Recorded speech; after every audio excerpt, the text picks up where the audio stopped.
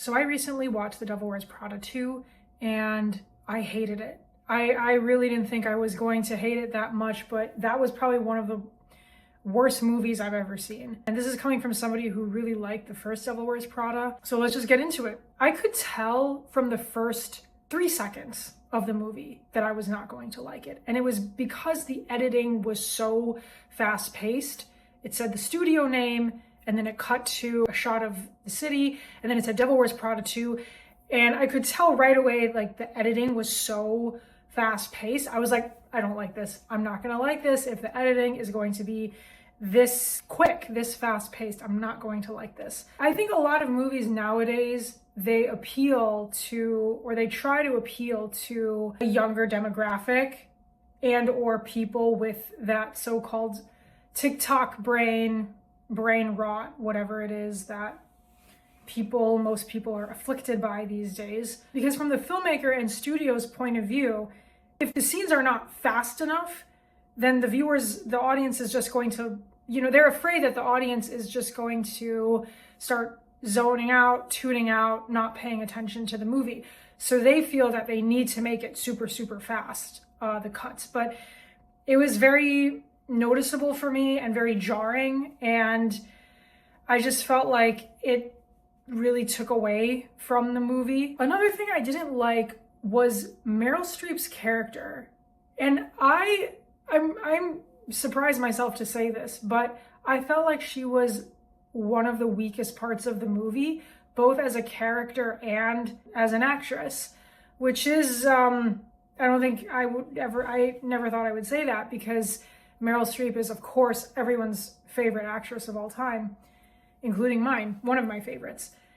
And I just felt, I don't know if it was her choice or if it was the director's choice in terms of taking the character of Miranda Priestly into a more softer direction.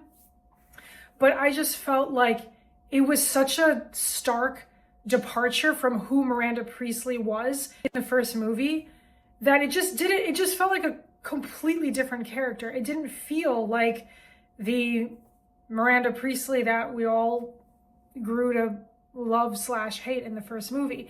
Now, of course, granted, you could make the argument that, well, she got older, and a lot of older people tend to soften and they become more mellow as they get older.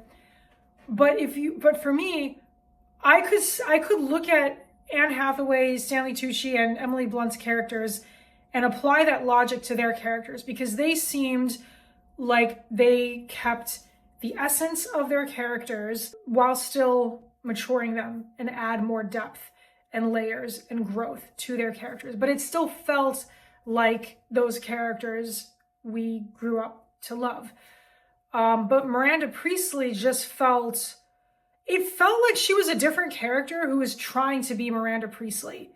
It felt like she was this more softer, vulnerable character who was getting kind of being talked to or being talked down to by other people and being sort of dragged around at one point by that one guy from The Office, forgot his name.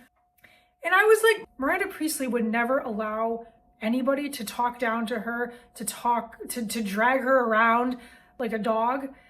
And so it just felt like she was a completely different character who was trying to be Miranda Priestly, because in certain meetings, like there was a boardroom meeting where she said certain, albeit funny, one-liners that came across as, oh, you're trying to be mean or strict in this moment.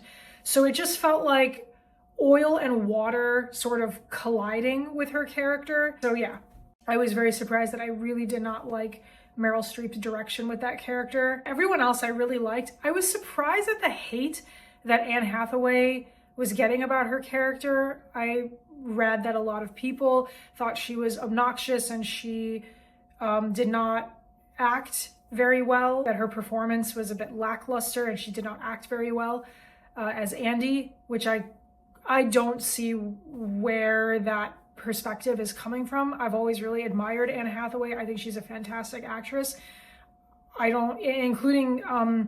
Especially in this movie, I think she was very natural, very charismatic. I completely believed every word and action that she said and did, so I don't know why people hate Anne Hathaway in the first place. Another thing I hated was the plot. There is no plot. It's so convoluted, and the movie is trying to do too much. Because it's so fast-paced, each scene doesn't have time to really flesh out the characters and what's going on and how each scene can move the story forward. It does none of that. It just feels almost like a random hodgepodge of scenes just kind of thrown together without too much afterthought. I think it had a 2-hour runtime, and I remember at the hour to hour and a half mark, I felt I started to feel really bored, which is odd because it's such a fast-paced movie with the quick cuts, and yet I started to feel really bored. A lot of people were also complaining about Anne Hathaway's love interest in this movie, which was some Australian guy. It did seem random, and it did seem like, oh, hey, we need to have a love interest for Anne Hathaway. Let's put this guy in. He didn't really add anything to the story, but for me, he didn't necessarily take away from the story either. He was just kind of there, and I didn't mind that he was there. What I do take issue with was some of the comments that I read about him saying, why did they cast this ugly guy as Anne Hathaway's love interest, which I think is incredibly rude. People, I think, need to go back to kindergarten and relearn the life lesson that if you don't have anything nice to say, don't say it at all, which is sort of non-existent, unfortunately, when it comes to social media and the internet in general. But yeah, he was just there. He was okay. I thought the acting with both of them was great. I thought they had great chemistry. I don't know why people are saying they didn't have great chemistry. If they didn't have great chemistry, I guess I don't know what great chemistry looks like. I actually forgot how this movie ended. Here I am sitting thinking, how the fuck did this movie end? And I completely forgot. I guess it shows the ending was very forgettable. I can't remember. Well, those were the main reasons why I didn't like The Devil Wears Prada 2. I think its predecessor was a far superior movie. Glad they made it. It doesn't like ruin the first movie for me. I'm glad they took a swing. I think that's important in life, is to, try things even if they don't work out. In this case, for me, it just bombed completely. I don't know how much money it made. But regardless, for me, it was just a terrible, terrible movie. But at least the filmmakers tried. And that's what counts. They tried. Thank you for watching, and thank you for your attention.